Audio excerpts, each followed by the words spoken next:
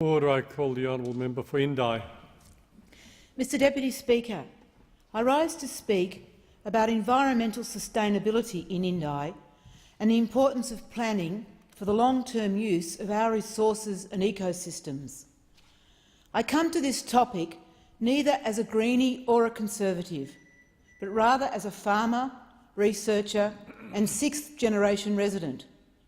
I believe that planning for the future use of our environments must be directed by science, research and community knowledge. I provide this caveat because I know how political the issue of environmental sustainability can be. There are many controversial issues facing my electorate. Water is a big one. How it's used, who owns it, how state legislation affects cross-border neighbours, and how decisions affecting different points of the water cycle. The Murray-Darling Basin Plan is very important in my electorate, as 50% of the water in the basin originates in Indi. Climate change and how we respond is a topic of great importance. My electorate is home to Victoria's ski fields, and the effects of a changing climate can be seen most obviously up in the mountains in winter. Environmental tourism in our national parks is a major income earner. How we balance human use with the needs of the ecosystem can be controversial. Bushfires and how communities develop strategies to mitigate and respond to them is also controversial. Agriculture and forestry are the largest employers in Indi community, and we want to maintain our strong manufacturing base. Other issues raised by my constituents include the impact of new and existing infrastructure on the natural environment, responding to our growing energy needs, mining and coal seam gas exploration, balancing population growth with the quality of rural and regional life, the sustainability and security of our dams, population pressure on fragile environments, and alpine grazing, where science versus tradition. This diverse list of issues has an equally diverse array of opinions and solutions in my community.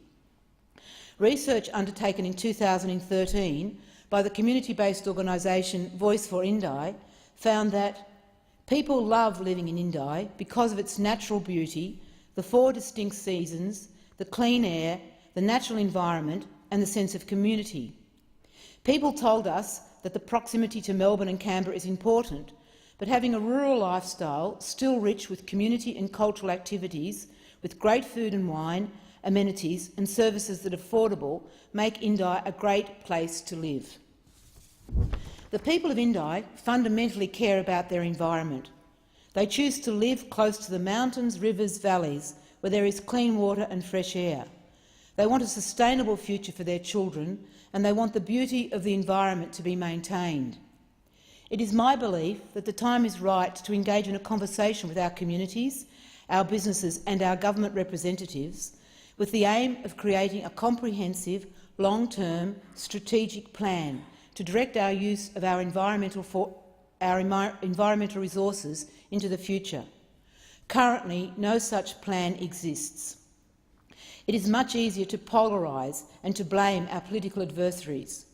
And one thing I know for sure, that the answer to our environmental challenges does not lie in doing this. We need to plan for the future in Indi, and we need these plans to be based on our best science, our research and community participation. A plan needs to acknowledge that we have multiple uses for our land and multiple expectations: leisure, manufacturing, farming, mining, timber, grazing and water harvesting, to name a few. I believe these are all essential to our future and can be compatible. A plan needs to be realistic and innovative. And I know that the process of building consensus can be challenging, but it must be achieved to secure our future prosperity. I know my community has the knowledge and the passion, and as we plan for our environmental future, we must bring our communities with us. The people of Indi want to work together with the government. We want to base our environmental planning and policies on best science and research available to us. The communities of Indi know that a plan is needed for our long-term industry and businesses and the quality of our life to be preserved. Mr Deputy Speaker, with these comments in mind, I ask that the government, when it makes its decision on grazing in our national parks, considers the wishes of the people of Indi, consider the science, the research and the long-term sustainability of our environment. Thank you. The honourable member